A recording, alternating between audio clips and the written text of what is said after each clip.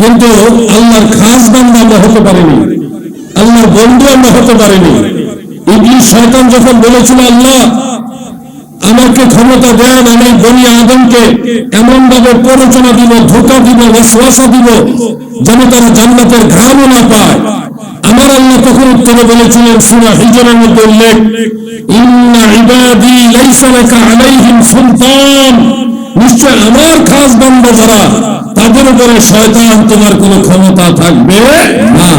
তাহলে আল্লাহর ওলি যারা, আল্লাহর খাস বান্দা যারা, তাদের ক্ষমতা এমন বেশি যে যাদেরকে শয়তান পর্যন্ত ধোঁকা দিতে পারে, ওই বান্দাদের কাতার আপনাদের শামিল হতে হবে।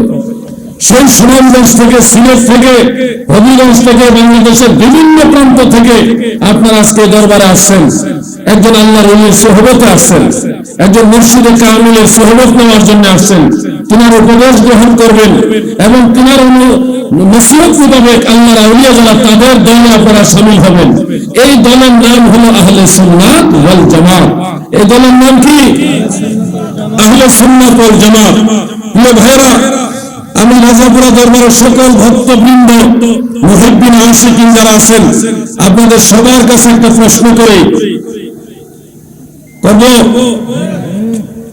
আপনারা জানেন এটা, এই জন্য আমি প্রশ্নটা করবো।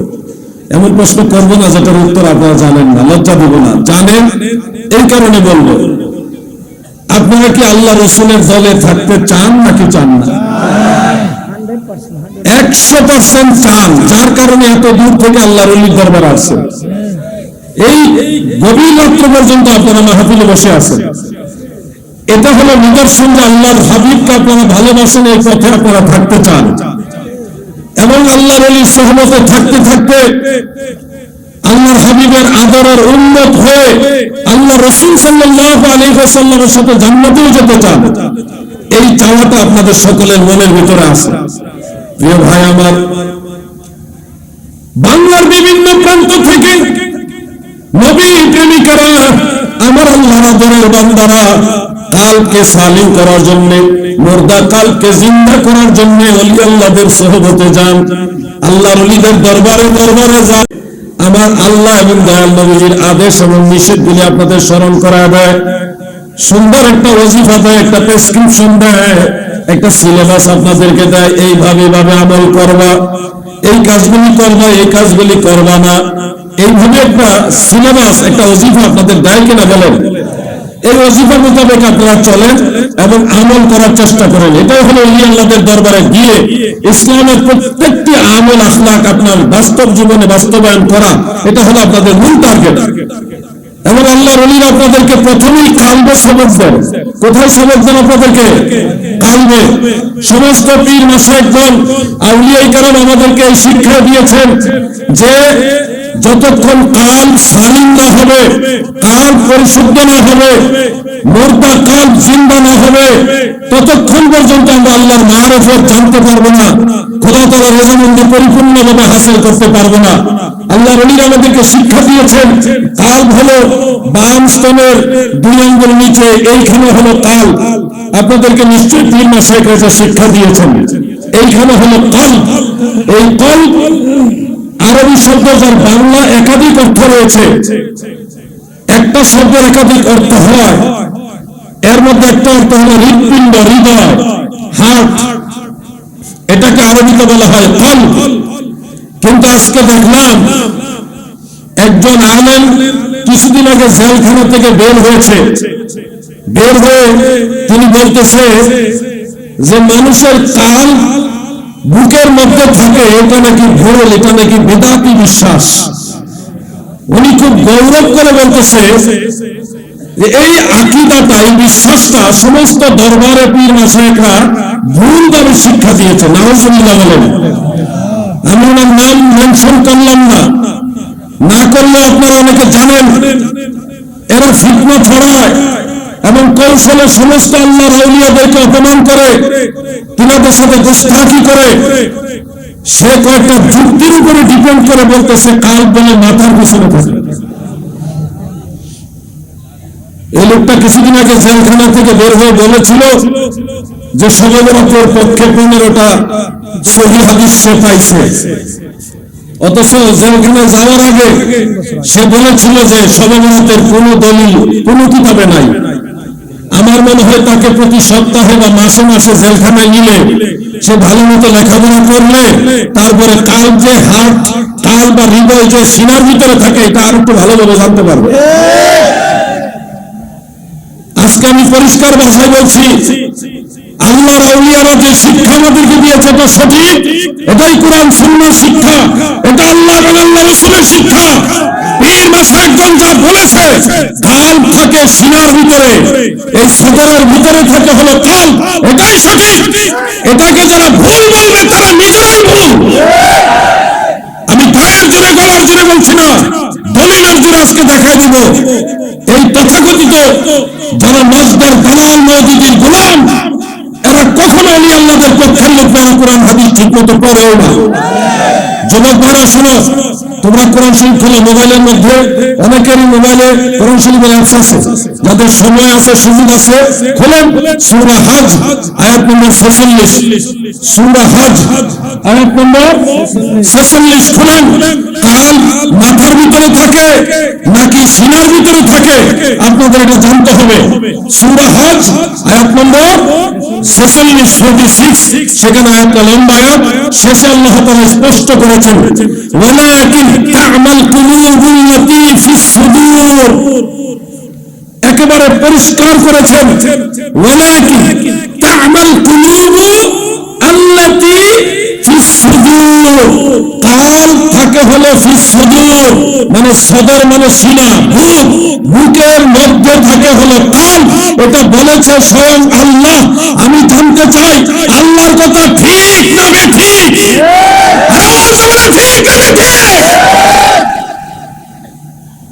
এখানে শেষ না, আরেকটা হাদিস আপনারা নোট করেন, সহিহ মুসলিম শরীফের মধ্যে আছে। সহিহ মুসলিম শরীফের হাদিস নাম্বার 6436, 6436। এটা মিশকাত শরীফে, নাসাই শরীফ সহ আরো বহু কিতাবের মধ্যে আছে, প্রসিদ্ধ হাদিস। রাসূল আকরাম সাল্লাল্লাহু আলাইহি ওয়াসাল্লাম বলেছেন ইন্নাল্লাহ তাআলা লা ইয়ানজুরু ফি আমওয়ালিকুম ওয়ালা সুওয়ারিকুম ওয়ালাকিন ইয়ানজুরু ফি কুলুবিকুম। আল্লাহর হাবিব বলেন আমার আল্লাহ বান্দার বাহ্যিক বেশভূষা, ধন দৌলত মাল সামানের দিকে নজর করে না, ওয়ালাকিন ইয়ানজুরু ফি কুলুবিকুম, আমার আল্লাহ বান্দার কলবের দিকে নজর করেন। এই কথা বলে আমার দয়াল নবীজি ওয়া আশারা বিইসবাইহি ইলা সাদরিহি, আল্লাহর হাবিব নিজের সদরের দিকে এইভাবে ইশারা করলেন ওয়ালাকিন ইয়ানজুরু ফি কুলুবিকুম, বরং আল্লাহ তাআলা কলবের দিকে নজর করেন। ওয়া আশারা বিইসবাইহি ইলা সাদরিহি, আল্লাহর হাবিব তার কলব মুবারকের দিকে সদরের দিকে এইভাবে ইশারা করে বললেন আমার আল্লাহ এইখানে নজর করে। অর্থাৎ আল্লাহ রাসূল দেখা দিলেন কাল মাথায় থাকে না রে, কাল সিনার ভিতরে থাকে। অতএব কোরআন এবং সহিহ হাদিস দ্বারা প্রমাণ হয় আল্লাহর আউলিয়ারা যা শিক্ষা দিয়েছে সেটাই ঠিক। কাল মাথার ভিতরে না, কাল সিনার ভিতরে বলেছে আমার আল্লাহ, বলেছে মদিনাওয়ালা, ঠিক কিনা? আল্লাহু আকবার, নারে রিসালাত ইয়া রাসূলুল্লাহ, ইয়া রাসূলুল্লাহ। ইয়া ভাই খুব মনোযোগ দিয়ে শুনেন, কাল কোথায় থাকে এটার মীমাংসা 1400 বছর পরে আইসা হঠাৎ করে জেলখানা থেকে বের হয়ে উনি বলতেছে মাথার পিছনে বলে কাল থাকে। উনার দলিল কি? আল্লাহ তাআলা বলেছেন লাহুম কুলুব, তাদের কালব আছে, লা ইয়াফকাহুনা বিহা, যে কালব দ্বারা তারা অনুধাবন করে না, চিন্তা করে না। উনি ধরে নিয়েছে যে চিন্তা করার যে মেমোরি এটা তো মাথার ভিতরে থাকে, এই হিসাবে মাথার ভিতরে কালব থাকে। আরে ভাই, কালবুন মানে কলব, বড় কফ, কলব, এই কলব শব্দের একাধিক অর্থ হয়। তো এখানে আল্লাহ তাআলা যে মন, মনন, অন্তর ওটাকে মিল করেছেন। আর রাসূল সাল্লাল্লাহু আলাইহি ওয়াসাল্লাম যে কলবের কথা বলেছেন সেটা এখানে একটা শব্দের অর্থ অনেকগুলো হতে পারে। অনেকগুলো অর্থ একটা শব্দ থেকে বের হয়। এর মধ্যে আমরা তরিকত তাসাউফপন্থীরা যে কালবের কথা বলি, এটা মাথার পিছনের না, এটা হলো বাম স্তনের 2 আঙ্গুল নিচে যেটা হার্ট, এটার কথা বলা হয়েছে। রাসূল আকরাম সাল্লাল্লাহু আলাইহি ওয়াসাল্লাম বলেছেন, আলা ওয়া ইন্না ফিল জাসাদি মুদগাতান, অবশ্যই শুনে রাখো, মানুষের শরীরের মধ্যে একটা গোশতের টুকরা আছে। ইযা সালুহাত সালুহাল জাসাদু কুল্লুহু, যখন এই গোশতের টুকরা পবিত্র হয়, সুস্থ হয়, তখন তার সারা শরীর সুস্থ থাকে। ওয়া ইযা ফাসাদাত ফাসাদাল জাসাদু কুল্লুহু, যখন এই গোশতের টুকরাটা অসুস্থ হয়, অপবিত্র হয়, তখন তার সারা শরীর অসুস্থ হয়, অপবিত্র হয়। আলা ওয়াহিয়াল কলব, আল্লাহ রাসূল বলেছে তোমরা শুনে রাখো, সেটা হলো কলব। রাসূল সাল্লাল্লাহু আলাইহি ওয়াসাল্লাম যেই কলবের কথা বলেছেন, এই কলব মাথার কলবের কথা বলেনি ভাই, এটা ওই বাম স্তনের 2 আঙ্গুল নিচে যে কলব রয়েছে, হৃৎপিণ্ড, হার্ট রয়েছে, এটার কথা আল্লাহ রাসূল বলেছেন, যা সহিহ মুসলিম উল্লেখ। ওয়া আশারা বিইসবাইহি ইলা সাদরিহি, আল্লাহর হাবিব তার আঙ্গুল মোবারককে সদরের দিকে ইশারা করে দেখিয়েছেন এইখানে কলব থাকে। এখন যুক্তি দিয়া পীর আউলিয়াদেরকে মিথ্যা প্রমাণ করে দিতে চায় এই ধরনের মূর্খরা। আমি অনুরোধ করব, এই লোককে আবার জেলখানায় ঢুকানো হোক, তাহলে আমার গবেষণা করে কলবের বিষয়টা হয়তো আরেকটু ভালোভাবে পাবে। এটা সারা বিকল্প আর ভালো কোনো রাস্তা ওনার জন্য খোলা নাই। আল্লাহ তাকে হেদায়েত দান করে, বলেন আমিন। আল্লাহুম্মা সাল্লি, বললাম এটা কত নম্বরে যাবো, একেবারে লেখাপড়া নয়, এখন নাকি হাফেজ কোরআন কিছু কোরআন বুঝে না, কোরআনের আয়াত বুঝে না, আরো অনেক দলিল আছে। আমি তো জাস্ট কয়েকটা দলিল দিলাম মাত্র। অতএব কাল সিনার ভিতরে থাকে, এটা বলেছে আমার আল্লাহ, এটা বলেছে মদিনাওয়ালা, এটা বলেছে সমস্ত আউলিয়ায়ে কেরাম। আমরা সেই পথেই থাকবো। নতুন যত ফিতনা আছে এগুলি থেকে নিজেরা বিরত থাকবো ইনশাআল্লাহ। বলেন, জোরে বলেন ইনশাআল্লাহ। প্রিয় ভাই আমার, এই কালকে সালিম করার জন্যই আল্লাহর ওলিদের দরবারে জিকির হয়। তামিম বিল্লাহ সাহেব যখন জিকির করে তখন আপনাদের কেমন লাগছে? আসুন না 1-2 মিনিট আমরা জিকির করি। ইসমে জাত আল্লাহ আল্লাহ আল্লাহ, বলা বন্ধু ভাই জিকির কর। মুহাম্মদ কালিমানা আইরে আমার বুকে, মুহাম্মদ কালিমানা আইরে আমার, তোমায় আমার বুকে লইয়া, তোমায় আমার সিনায় লইয়া, পানি দিব মদিনায়, মুহাম্মদ কামলিওয়ালা। আল্লাহ আল্লাহ আল্লাহ,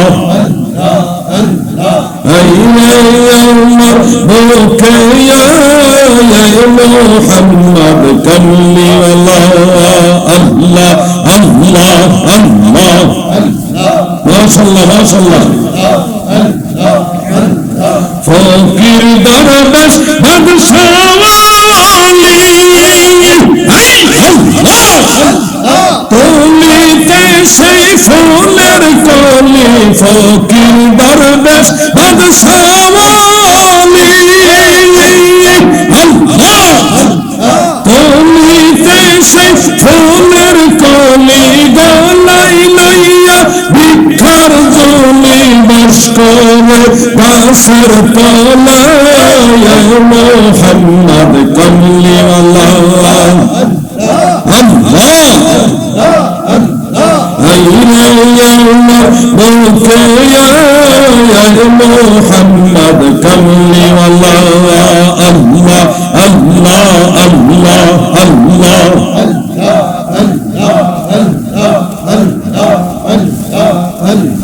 লা ইলাহা ইল্লাল্লাহু মুহাম্মাদুর রাসূলুল্লাহ সাল্লাল্লাহু আলাইহি ওয়াসাল্লাম।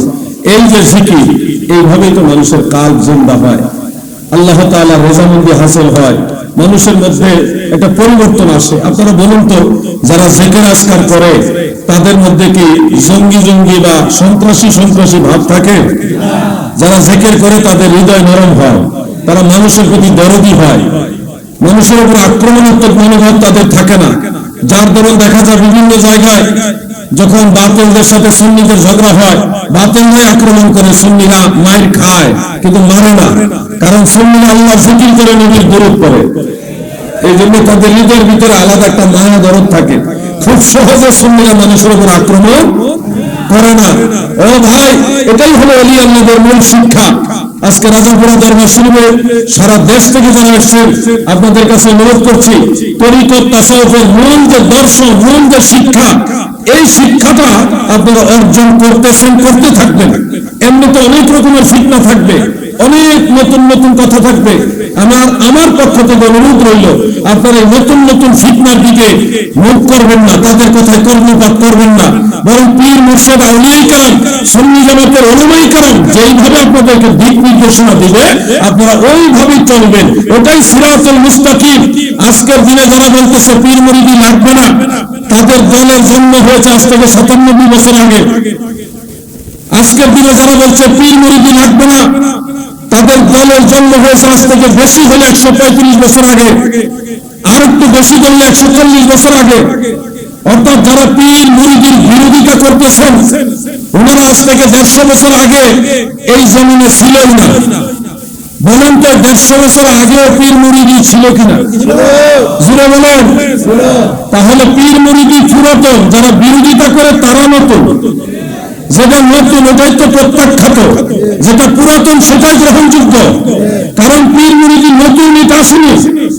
আপনি দেখেন হুজুর গাউসে পাকের জামানায় পীর মুরিদি ছিল, খাজা গরিব নওয়াজের জামানায় বাহাউদ্দিন নকশবন্দ আল বুখারী, মুজাদ্দিদ আল ফিসানি আল ফারুকি, তিনাদের জামানায় পীর মুরিদি ছিল। এর আগেও পীর মুরিদি ছিল। ইমাম আহমদ বিন হাম্বল রাহমাতুল্লাহ আলাইহি, তিনিও শায়খের কাছে বায়াত গ্রহণ করেছেন। ইমাম আযম আবু হানিফা রাহমাতুল্লাহ আলাইহি, তিনিও শায়খের কাছে বায়াত গ্রহণ করেছেন। এমনকি ইমাম মালিক রাহমাতুল্লাহ আলাইহি তাসাউফের ব্যাপারে কঠিন বক্তব্য দিয়েছেন। তাসাউফের পক্ষে, তার মানে বোঝা যাচ্ছে এই বায়াত হওয়া বা ইলমে তাসাউফের যে বিষয়টা, এটা অনেক পুরাতন। হযরত বাইজিদ বুস্তামি রাহমাতুল্লাহ আলাইহি, তিনিও তাসাউফপন্থী লোক ছিলেন। যদিও আমাদের এই জামানায় কিছু লামাযহাবী তথাকথিত শায়খ বের হয়েছে, যারা বাইজিদ বুস্তামি রাহমাতুল্লাহ আলাইহিকে মানতে নারাজ। ওনারা বলে বাইজিদ বুস্তামি কোনো ওলি ছিল না, উনি একজন কাল্পনিক লোক ছিল, অথবা অনেক সময় বলে ওটা মুশরিক ছিল। নাউযুবিল্লাহ বলে বাইজিদ বুস্তামি রাহমাতুল্লাহ আলাইহি নিঃসন্দেহে আল্লাহর একজন ওলি ছিলেন। ওনার আসল নাম সম্পর্কে হাফিজুল হাদিস ইমাম শামসুদ্দিন সাহাবী রাহমাতুল্লাহ আলাইহি সিয়ার ওয়া আলামুন নুবালার মধ্যে উল্লেখ করেছেন। ইমাম ইবনে হাজার আসকালানী রাহমাতুল্লাহ আলাইহি লিসানুল মিজানের মধ্যে উল্লেখ করেছেন। ওনার আসল নাম হলো তাইফুর, ওনার পিতার নাম হলো ঈসা, মূল নামটা হলো তাইফুর ইবনে ঈসা। ওনার কুনিয়া উপনাম হলো আবু ইয়াজিদ। আবু ইয়াজিদ যেমন আবু হানিফা, আবু হানিফা আমরা বলি না, ওনার ডাক নাম ছিল আবু ইয়াজিদ। মানুষ আবু ইয়াজিদ আবু ইয়াজিদ ডাকতে ডাকতে নামটাকে শর্টকাট করে ফেলেছে বাইজিদ বাইজিদ। মূলত ছিল আবু ইয়াজিদ, আবু ইয়াজিদ সংক্ষেপ হইতে হইতে হয়ে গেছে বাইজিদ। যদি কারো নাম ফয়সাল থাকে, তখন ডাকতে ডাকতে অনেকে বলে ফসু। ওই ফয়সাল যেমনি ভাবে ডাকতে ডাকতে অনেক সময় আদরের ডাক ফসু হয়ে যায়। আবু ইয়াজিদ ডাকতে ডাকতে মানুষ ওনাকে বাইজিদ বলা শুরু করলেন। ওনার বসবাসস্থল, মূল বাড়ি হলো বিস্তামে, অর্থাৎ আমাদের ভাষায় হলো বুস্তানে, এটা ইরানে পড়েছে। তো আবু ইয়াজিদ ইয়ানি বাইজিদ বুস্তামি আর বিস্তামি রাহমাতুল্লাহ আলাইহি সম্পর্কে ইমাম যাহাবী রাহমাতুল্লাহ আলাইহি লিখেছেন, ওয়া হুয়া সুলতানুল আরিফিন। যারা আরিফ বিল্লাহ, যারা আল্লাহ সম্পর্কে জ্ঞান রাখে, গভীর জ্ঞান রাখে, আল্লাহর মারিফত সম্পর্কে যারা জানে, ওই সমস্ত আউলিয়াদের সুলতান বাদশাহ হলেন হযরত বাইজিদ বুস্তামি। সুবহানাল্লাহ বলেন, সুবহানাল্লাহ বলেন। ইমাম ইবনে হাজার আসকালানী রাহমাতুল্লাহ আলাইহি লিসানুল মিজানের মধ্যে লিখেছেন, ওয়া হুয়া আহাদুন মিনাজ যুহাদ। যারা দুনিয়াবী লোক, আল্লাহমুখী যারা আল্লাহর ওলি ছিল, বাইজিদ বুস্তামি রাহমাতুল্লাহ আলাইহি তিনি তাদের মধ্যে একজন আল্লাহর ওলি ছিলেন। যুগের বিখ্যাত হাফিজুল হাদিস এবং মুস্তাহিদ তবকার বড় বড় ইমামরা বাইজিদ বুস্তামিকে চিনে, ওনাকে আল্লাহর ওলি হিসেবে জানে, কিতাবের মধ্যে ওনাকে সুলতানুল আরিফিন বলে। আর সলিমউদ্দিনের ফুলাট কলিমউদ্দিন বাপ দাদার নাম নাই, সামুল্লাহর বিয়াই মাথার মধ্যে ঘুমটা একটা দিয়া কয় বাইজিদ বুস্তামি একজন কাল্পনিক লোক, কাল্পনিক লোক, উনি একজন মুশরিক ছিলেন, নাউজুবিল্লাহ। বিভিন্ন ধরনের কটু মন্তব্য করে। আসলে এরা ওলি আল্লাহর দুশমন, এরা নবীজির দুশমন, এরা আমার আল্লাহর দুশমন। প্রিয় ভাইরা আমার, আপনাদের খেদমতে বলবো, যারা পীর মুরিদের বিরোধিতা করতেছে তারা নতুন এসেছে, কিন্তু পীর মাশায়েখরা অনেক আগে, অনেক পুরাতন। রিসালায়ে কুশাইরিয়া নামক একটা কিতাব আছে, ইমাম আবুল কাসিম কুশাইরি রাহমাতুল্লাহ আলাইহি, তিনি সেখানে সনদ সহকারে বহু আউলিয়া কেরামের আকওয়াল, বাণী সেখানে খুব করেছেন, নকল করেছেন, উল্লেখ করেছেন। সেখান থেকে আমরা দেখি অনেক বড় বড় আল্লাহর আউলিয়ারা বলেছেন, মান লাইসা লাহু শাইখুন ফাশাইখুহু আশ-শাইতান। যার শাইখ নাই, যার মুর্শিদ নাই, তার মুর্শিদ শেষ পর্যন্ত হয় শয়তান। কারণ তাকে শয়তান ধোঁকা দিয়া দিয়া তাকে গুমরাহ বানাইয়া জাহান্নামের পথে নিয়ে ছাড়ে। ঠিক কি না বলেন? শয়তান মানুষের প্রকাশ্য শত্রু, শয়তান মানুষের প্রকাশ্য শত্রু। এই শয়তানের ধোঁকা থেকে বাঁচার জন্য কামেল মুকাম্মেল আল্লাহর ওলির সহবত লাগবে। রক্ষা করো মোরে শত্রু হস্ত হতে, পদ খঞ্জ করো পাপ পথে যেতে, শক্তি দিয়ে যেতে মক্কা মদিনাতে, নিজ গুণে ক্ষমদাসে হে এলাহি। আমার আল্লাহর কাছে এটাই দোয়া করতেছে, আল্লাহ শত্রুর হাত থেকে আমাদেরকে বাঁচাও। আমাদের সবচেয়ে বড় শত্রু হলো শয়তান। কি বলেন আপনারা? শয়তান কি আপনাদের ছোট শত্রু না বড় শত্রু? সবচেয়ে বড় শত্রু হলো শয়তান। এই শয়তান সম্পর্কে আল্লাহ রাসূল সাল্লাল্লাহু আলাইহি ওয়াসাল্লাম বলেন, আশ-শাইতানু জাসিমুন আলা কলবি ইবনে আদম। শয়তান বনি আদমের কলবের মধ্যে বসে থাকে। ইজা যাকারাল্লাহ খানাসা, যখন সে আল্লাহর জিকির করে তখন শয়তান দূর হয়ে যায়।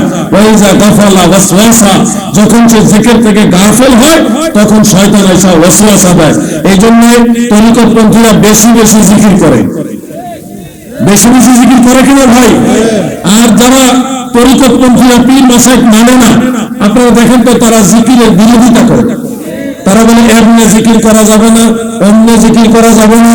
জিকিরের বিরোধিতা কেমনে করা যায়, ওনাদের কাছে শুধু ওই ধরনের ফতোয়া ডেলিভারি পাওয়া যায়। আর সুন্নি তরিকতপন্থীরা লা ইলাহা ইল্লাল্লাহ জিকির আছে, আল্লাহ জিকির আছে, নফি আসবাতের জিকিরের আংশিক জিকির হিসেবে ইল্লাল্লাহ জিকির আছে, ইয়া আল্লাহ ইয়া রহমান ইয়া রহিম ইয়া কারীম ইয়া সাত্তার ইয়া জব্বার, ওই জিকিরের মধ্যে আছে। মানে জিকির আছে যেখানে সুন্নির আছে, আর জিকির যেখানে আছে ওখানে শয়তান নাই। জিকির যেখানে আছে ওখানে কি শয়তান নাই, যেখানে জিকির নাই ওখানে শয়তান, যেখানে জিকির নাই ওখানে কে? শয়তান। এজন্য আমাদের সবচেয়ে বড় শত্রু শয়তানকে তাড়িয়ে দেওয়ার সবচেয়ে বড় অস্ত্র হলো আল্লাহর জিকির। আসেন আর একটু জিকির করে লা ইলাহা ইল্লাল্লাহ, জোরে লা ইলাহা ইল্লাল্লাহ, লা ইলাহা ইল্লাল্লাহ, লা ইলাহা ইল্লাল্লাহ, লা ইলাহা ইল্লাল্লাহ, হাসবি রাব্বি জাল্লাল্লাহ মা ফি কলবি, আহা ওর নূর মুহাম্মদ সাল্লাল্লাহ, লা ইলাহা ইল্লাল্লাহ, হক লা ইলাহা ইল্লাল্লাহ, লা ইলাহা ইল্লাল্লাহ মুহাম্মাদুর রাসূলুল্লাহ সাল্লাল্লাহু আলাইহি ওয়াসাল্লাম। আমি আপনাদের খেদমতে একটা অনুরোধ রাখছি, বায়াত, পীর মুরিদি এবং ওসিলা ধরা, এই বিষয়ে এই বইটা আমি লিখেছি। আমি আলাউদ্দিন জাহাবি আজকে বেঁচে আছি, কালকে নাও থাকতে পারি, কিন্তু পীর মুরিদি বায়াতের পক্ষে আপনাদের দলিল সবসময় লাগবে, আপনাদের সন্তানদেরও লাগবে। এই জন্য আমি ওয়াজ নসিহতের পাশাপাশি কলম দিয়ে খেদমত করি। আপনাদের সবাইকে অনুরোধ করছি, আওলাদদেরকে, নিজের সন্তানাদিদেরকে, ছেলে এবং মেয়ে সবাইকে এই বইটা উপহার দিবেন, তাদেরকে দিবেন পড়ার জন্য। না হয় আপনি যদি তাদের কোরআন হাদিস দিয়ে পীর মুরিদি বুঝাইতে না পারেন, আপনি ঠিকই পীরের কাছে যাবেন, আপনার ছেলে কিন্তু পীর মানবে না। তাদেরকে বুঝাইতে হবে। এই বইটা 100 টাকা, এমন কোনো আহামরি খরচ না। 100 টাকা খরচ করে বইটা নিয়ে যাবেন। আরো কয়েকটা বই আছে, রাসূল সাল্লাল্লাহু আলাইহি ওয়াসাল্লাম নূরের তৈরি, নূরে মুজাসসাম। এই ব্যাপারে আমাদের অনেকেরই দলিল জানা নাই। সারা দেশ থেকে লোকজন এখানে আসছেন। আপনারা আপনাদের প্রত্যেকের এলাকায় বইটা নিয়ে যাবেন এবং যারা নবীজিকে নূরের তৈরি মানে না, তাদেরকে একটা বই গিফট করবেন, যে বইটা পড়েন। এই বই পড়ে যারা নবীজিকে মাটির তৈরি বলতো, তাদের মধ্যে বড় আলেমরা বই, তারা মাটির তৈরি যেখানে লিখছিল বই চেঞ্জ করে ফেলছে। অনেক ওয়াহাবি এই বইগুলো আলহামদুলিল্লাহ নবীজিকে নূরের তৈরি এখন বিশ্বাস করতেছে। এটা সংগ্রহ করে নেবেন, এটা 200 টাকা দিয়া। এছাড়াও নবীজি, প্রিয় নবীজি সালাত, একটা নামাজের বই, আযান, ইকামত, ওযু, গোসল, নামাজ, নামাজের প্রত্যেকটা মাসআলার দলিল এবং নামাজ হাবিদের খণ্ডন, তারাবি নামাজ, জুমার নামাজ, তাহাজ্জুদ নামাজ, ঈদের নামাজ, বিতর নামাজ, ফজরের নামাজ, জানাজার নামাজ, জানাজার পরে দোয়া, ঈদের নামাজের পরে দোয়া, এরপরে ফরজ নামাজের পরে দোয়া, সম্মিলিত দোয়া, সব একসাথে এই বইটার মধ্যে পাবেন। একজন মুসলমান হিসেবে আপনাদের প্রত্যেকেরই বইটা দরকার, বাড়ি বাড়ি ঘরে ঘরে বইটা দরকার। শুনে প্রিন্সিপাল জলিল সাহেব রহমতুল্লাহ আলাইহির নাম কি মনে পড়ে?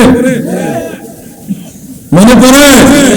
দেখেন, উনি যদি বইগুলি না লেখা যাইতো, তাহলে কিন্তু আমরা জলিল সাহেবের লেখনী না পেলে আমরা কিন্তু আরো দুর্বল হয়ে থাকতাম।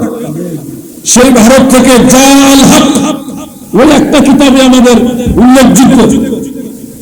কিন্তু আকীদার ব্যাপারে প্রিন্সিপাল আহমেদ জলিল রহমতুল্লাহ আলাইহি যে কয়েকটা কিতাব লিখে গেছেন, সেই কিতাবগুলি লেখার কারণে আজকে আমরা পরবর্তী প্রজন্মের সুন্নি মতাদর্শে আমাদের কিন্তু একটা ভালো সম্বল হয়েছে। একটা দিন আসবে আলাউদ্দিন জিহাদিও থাকবে না।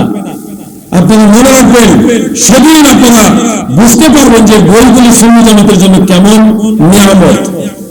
আমি আপনাদেরকে শুধু এটুকু বলবো, নিজেরা সুন্নিয়ত বুঝেন, নিজের ছেলে মেয়েকে সুন্নিয়ত বুঝানোর চেষ্টা করেন। না হলে আগামী দিনগুলি খুব খারাপ দিন আসতেছে। এই চাঁদপুরে, এই শাহরাস্তির মধ্যে আহলে হাদিস ঢুকে গেছে। আহলে হাদিসের ভাইরা সব জায়গায় ছড়া যাইতেছে, প্রত্যেকটা এলাকা ছড়াচ্ছে। তাদেরকে আপনারা যদি কোরআন এবং সহিহ হাদিস দিয়ে পাল্টা না ঠেকাইতে পারেন, তাহলে কিন্তু ভবিষ্যতে মরার পরে নিজের সন্তানদের কাছ থেকে দুয়াটা পর্যন্ত পাইবেন না। আমার এই কথাগুলি মনে রাখবেন। আপনি সুন্নিদের জন্য 10টা টাকা খরচ করতে চান না, কিন্তু লামাযহাবিরা মিলিয়ন বিলিয়ন ট্রিলিয়ন অসংখ্য ডলার, ইউরো সেই আন্তর্জাতিকভাবে হেল্প করে ডলার পাঠায় পাঠায় মানুষকে এইভাবে লামাযহাবিদের দাওয়াত দিতেছে। আপনি তো সেই ব্যাপারে কোনো খেয়ালই নাই, কোনো খেয়ালই নাই আপনার। অথচ তারা তাদের অবস্থান থেকে কোনো মসজিদ বানাইলে লাখ লাখ টাকা দান করে, সহযোগিতা করে। আপনি 100 টাকা দান করতে গিয়ে 100 বার চিন্তা করেন দিব কিনা। আমাদের অবস্থানটা কিন্তু অনেক দুর্বল। এই জন্য আপনাদের সবাইকে বলছি, আপনারা সতর্ক হবেন, দায়িত্বশীল হবেন, নিজের সন্তানদেরকে সুন্নাত বুঝাইতে হবে। শুধু পীরের দরবারে গেলেন আইলেন, নিজে বুঝলেন তা হবে না, সন্তানদের বুঝাইতে হবে। আমাকে একজন প্রশ্ন করেছিল যে মহিলারা কেন জুমার নামাজ পড়তে যায় না, মহিলারা কেন জুমার নামাজ পড়তে যায় না।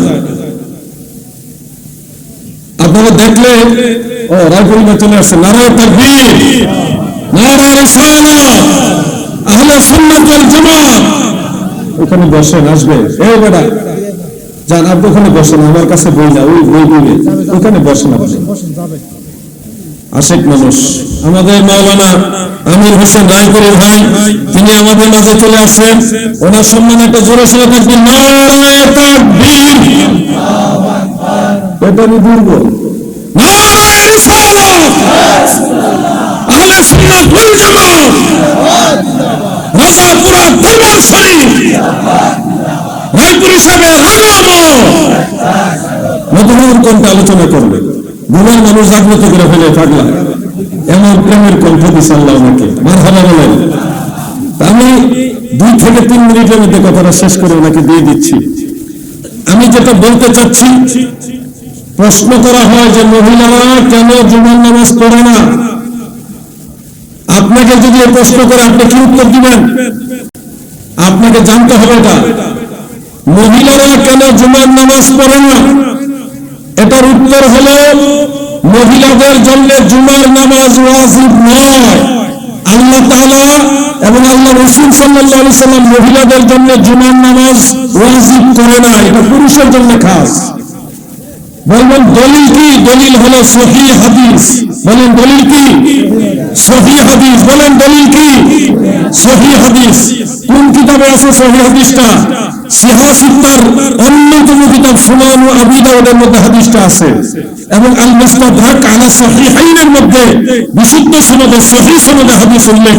মুসান্নাফ আব্দুর রাজ্জাক, মুজামুল কবির ইত্তাবারানি সহ সহিহ ইবনে খুজাইমার মধ্যে আরো অনেকগুলো কিতাবের মধ্যে উল্লেখ রয়েছে। এইভাবে عن طارق بن شهاب عن ابي موسى الاشعري رضي الله تعالى عنه قال قال رسول الله صلى الله عليه وسلم الجمعة حق واجب على كل مسلم إلا 4। আল্লাহ রাসূল সাল্লাল্লাহু আলাইহি ওয়াসাল্লাম বলেছেন, জুমার নামাজ প্রত্যেক মুসলমানের জন্য হক এবং ওয়াজিব, আবশ্যক, তবে 4 শ্রেণী ব্যতীত। বলেন কয় শ্রেণী? মহব্বতে বলেন কয় শ্রেণী? ইল্লা 4 শ্রেণী লোকের জন্য জুমার নামাজ জরুরি না। এর মধ্যে 1 নম্বর শ্রেণী হলো ইমরাতুন, মানে মহিলা যারা, মহিলাদের জন্য আল্লাহ রাসূল বলেছেন জুমার নামাজ জরুরি না। অনেকগুলো হাদিস আছে ব্যাপারে। আমি এখন একটা হাদিস আপনাদের শোনালাম, বেশ কয়েকটা কিতাবের হাওলা দিয়ে, এটা সহিহ হাদিস।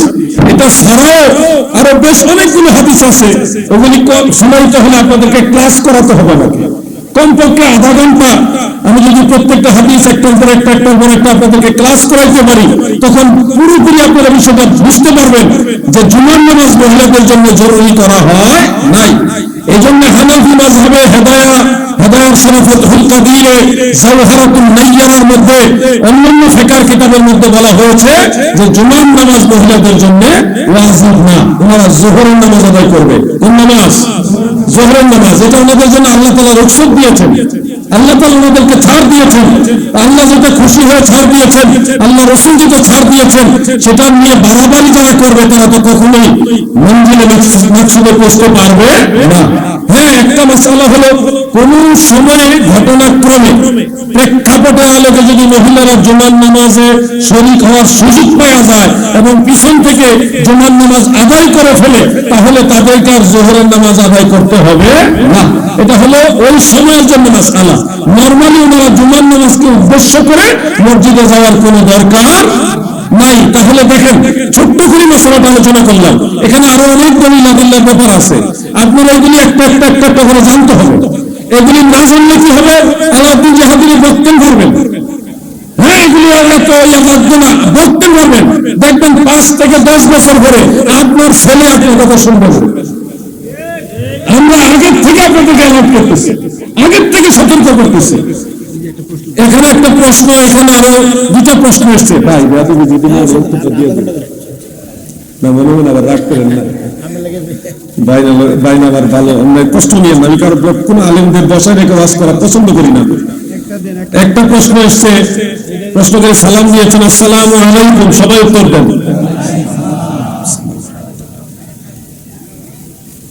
এটা উত্তর দেওয়া ঠিক হবে কিনা, আবার কোন ঝামেলা লাগবো। আমি তো আছি মহামুসিবতে। এক দয়াল নবী সাল্লাল্লাহু আলাইহি সাল্লামকে তুই শব্দটি ব্যবহার করেছেন। তো এই প্রশ্নটা উত্তর আমি জানি, কিন্তু আমি উত্তর দিব না। আমি উত্তর দিতে দিতে তারা মনে করে আমি শত্রুতা করি, সবাই খালি আমার প্রতি একটু হিংসা করে, আমি নাকি হিংসা করি, আমি নাকি মানে তাদের খারাপ নজরে দেখি। এই জন্য আমি নিয়ত করছি, এখন থেকে কোন সুন্নি আলেম যদি কুফরিও করে আমি এটা শুনবো না। এমনকি ওয়াহাবিরা যদি কোন সুন্নি আলেমকে পাকড়াও করে আমি এটা জবাব দিতে যাবো না। আমি এখন আমার মতো আল্লাহ বিল্লাহ করবেন, আল্লাহ বিল্লাহ করে আলোচনা করবেন। কথা বলছেন না ভাই? এই আমি একবারে নিরাপদ জন্য চলে গেলাম, একজনে ধরছে। যাই হোক, আমি তো এগুলি খবর জানি না, তো এই জন্য আমি বলবো সুন্নি আলেমদের ব্যাপারে বা সুন্নি দাবিদার আলেমদের ব্যাপারে আমাকে প্রশ্ন করেন না। এখন ওনারা যদি কুফরিও করে, শিরকও করে, আমার জিগাইবেন না, আমি আপনাদেরকে আজকে অনুরোধ করে বলে গেলাম। এবং ওনাদেরকে, সুন্নি আলেমদেরকে যদি ওহাবীরা ধরে, আমি আর কোনো আলেমের পক্ষে যাব না। আমি সুন্নিয়তের পক্ষে আছি, কারো পক্ষে আর কথা বলবো না, কারো বিরুদ্ধেও যাবো না, কারো পক্ষে আর কথা বলবো না।